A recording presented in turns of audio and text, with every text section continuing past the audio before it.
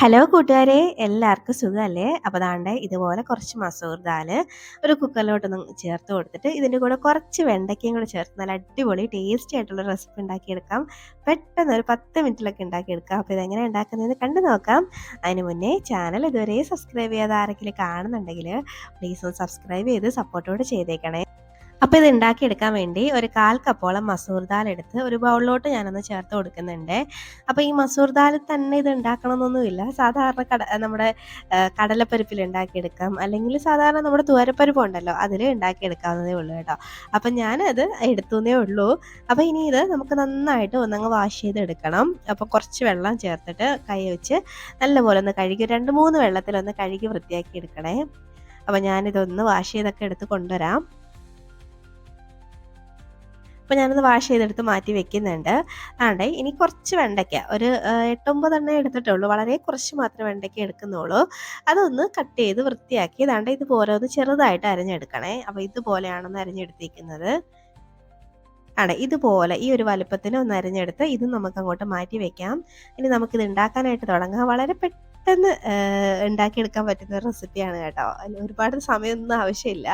അപ്പോൾ കുക്കർ എടുത്ത് വെച്ചിട്ട് നമ്മൾ കഴുകി വൃത്തിയാക്കി വെച്ചിരിക്കുന്ന മസൂർ ദാൽ അങ്ങോട്ട് ചേർത്ത് കൊടുക്കാം.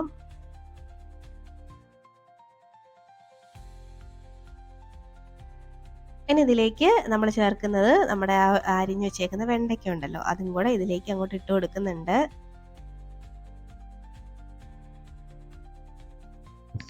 ഇനി ഇതിലേക്ക് ചേർത്ത് കൊടുക്കുന്നത് ഒരു 2-3-4 അല്ലി വെളുത്തുള്ളിയാണ് കേട്ടോ. അപ്പം ഒരു 4-5 അല്ലി വെളുത്തുള്ളിയൊക്കെ എടുക്കാം. അപ്പോൾ ഞാനൊരു 4 അല്ലി വെളുത്തുള്ളി എടുത്തിട്ടുണ്ട്. അപ്പോൾ അതങ്ങോട്ട് ചേർത്ത് കൊടുക്കുന്നുണ്ട്. ഇനി ഇതിലേക്ക് നമുക്ക് കുറച്ച് സവാള അരിഞ്ഞത് ചേർത്ത് കൊടുക്കാം. സവാള ഒരുപാട് അങ്ങ് സവാളയൊന്നും വേണ്ട ഇതിന്. ഒരു സവാളേൻ്റെ പകുതി മാത്രമേ ഞാൻ എടുത്തിട്ടുള്ളൂ. അതൊന്ന് അരിഞ്ഞ് ചേർത്തിട്ടുണ്ട്. ഇനി ഇതിലേക്ക് തക്കാളി എടുക്കാം. തക്കാളി അത്യാവശ്യം ഒരു 2 എണ്ണമെങ്കിലും വേണം കേട്ടോ. തക്കാളി കുറച്ചധികം ചേർക്കുന്നതാണ് ഈ ഒരു കറിക്ക് ടേസ്റ്റ് കൂടുന്നത്. അപ്പോൾ തക്കാളി ഒരു 2 എണ്ണമെങ്കിലും നല്ല പഴുത്ത നോക്കി എടുക്കണേ. ഇനി ഇതിലേക്ക് നമുക്ക് എരിവിന് ആവശ്യത്തിന് 2 പച്ചമുളക് കൂടെ ഞാൻ ചേർക്കുന്നുണ്ട്. അപ്പോൾ നിങ്ങളുടെ എരിവിനനുസരിച്ച് നിങ്ങൾ പച്ചമുളകിൻ്റെ എണ്ണം കൂട്ടുകയൊക്കെ ചെയ്യാം കേട്ടോ. അപ്പോൾ ഇനി ഇതിലേക്ക് ഒരു ചെറിയ കഷ്ണം പുളി അതും കൂടെ ചേർത്ത് കൊടുക്കുന്നുണ്ട്. ചേർത്തിട്ട് ഇനി ഇതിലേക്ക് ഒരു 1/4 ടീസ്പൂണൊക്കെ മഞ്ഞൾപ്പൊടി ചേർക്കാം. പിന്നെ ഒരു നുള്ള് കായപ്പൊടിയും കൂടെ ചേർക്കണം. കൂടരുത് കേട്ടോ. ഒരു നുള്ള് മാത്രം ചേർത്താൽ മതി. പിന്നെ ഇതിലേക്ക് ഇനി ആവശ്യത്തിനുള്ള ഉപ്പ് അതും കൂടെ ചേർത്തിട്ട് നമുക്കിതിലേക്ക് ഇത് വേവാനും പാകത്തിന് കുറച്ച് വെള്ളം കൂടെ ചേർത്ത് കൊടുക്കാം. അതായത് ഇതൊക്കെ ഒന്ന് മുങ്ങി കിടക്കണം. ആ ഒരു പാകത്തിന് വെള്ളം ചേർത്താൽ മതി. അതിന് മുന്നേ കുറച്ച് കറിവേപ്പില ചേർത്ത് കൊടുക്കുന്നുണ്ട് ഞാൻ. ഇനി നമുക്ക് വെള്ളം ചേർത്ത് കൊടുക്കാം. ഏകദേശം ഒരു 1.5 കപ്പോളം വെള്ളം ഞാൻ ചേർത്ത് കൊടുത്തിട്ടുണ്ട് കേട്ടോ. അപ്പോൾ ഇതൊന്ന് മുങ്ങാൻ പാകത്തിന് വെള്ളം മതിയാവും.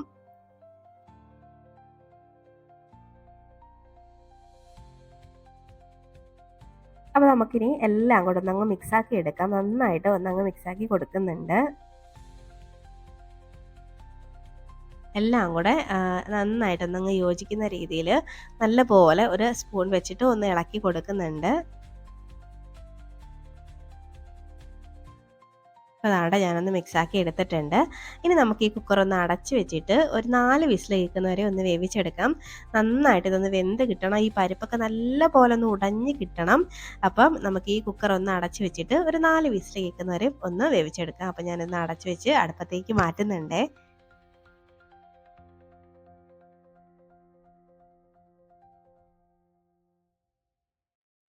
ഇപ്പോൾ ദാണ്ടെ ഒരു 4 വിസിലൊക്കെ കഴിഞ്ഞിട്ടുണ്ട്. അതിൻ്റെ സ്റ്റീമൊക്കെ ഒന്ന് പോയിട്ടുണ്ട്.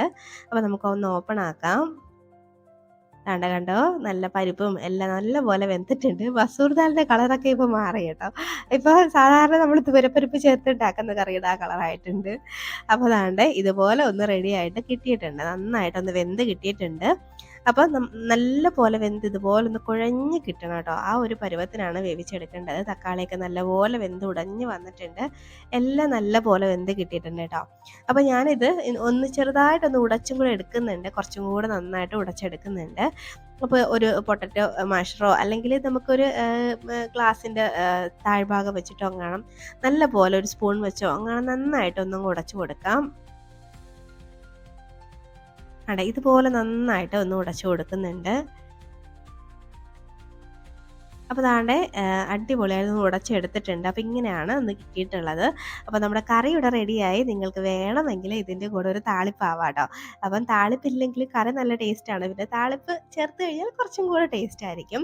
അപ്പോൾ ഞാൻ എന്തായാലും ഇതിന് താളിപ്പൊന്നും ചേർക്കാൻ പോകുന്നില്ല. കാര്യം ഞാൻ എണ്ണയുടെ ഉപയോഗം കുറച്ച് കുറയ്ക്കുന്നത് കൊണ്ട് താളിപ്പൊന്നും ചേർക്കാതാണ്. ഇപ്പോൾ താളിപ്പൊന്നും കറികളിലധികം ചേർക്കാറില്ല. പിന്നെ അത്യാവശ്യം വേണ്ടത് ചില കറികളിൽ മാത്രമേ ചേർക്കാറുള്ളൂ കേട്ടോ. അപ്പോൾ ഇനി നമുക്ക് ചോറിൻ്റെ കൂടെ ഇതങ്ങോട്ട് ഒഴിച്ച് കഴിച്ചാൽ മതി. വെണ്ടയ്ക്കയുടെയൊക്കെ ഒരു ടേസ്റ്റ് ഇഷ്ടപ്പെടുന്ന എല്ലാവർക്കും ഈ ഒരു കറി ഇഷ്ടമാവും തന്നെയാണ് എൻ്റെ പ്രതീക്ഷ. നല്ലൊരു കറിയാണ്. നല്ല ഹെൽത്തി ആയിട്ടുള്ളൊരു ഐറ്റമാണ്. ഓയിലൊന്നും ചേർക്കാതെ നമ്മൾ ഉണ്ടാക്കിയതാണ്. അപ്പോൾ എന്തായാലും ട്രൈ ആക്കി നോക്കിയിട്ട് നിങ്ങളുടെ അഭിപ്രായം പറയാൻ മറക്കരുത്.